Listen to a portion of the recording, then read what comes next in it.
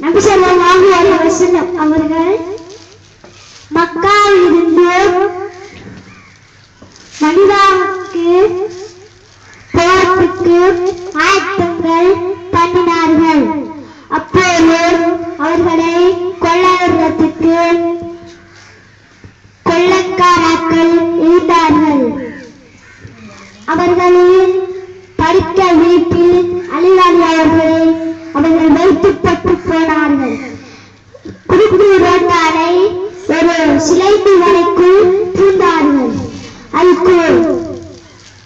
அதுக்குள் சிலைந்து வலை நீக்கத்தை பார்த்து அவர்களை கொலை செய்யவில்லை.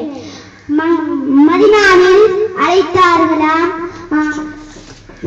நபி ஸல்லல்லாஹு அலைஹி வஸல்லம் அவர்களை கொள்ளையிட்டால் 1 லட்சம் பணம் கிடைக்கும் என்று சொன்னார்களாம். அதுக்கு ஒருவர் வந்தாராம்.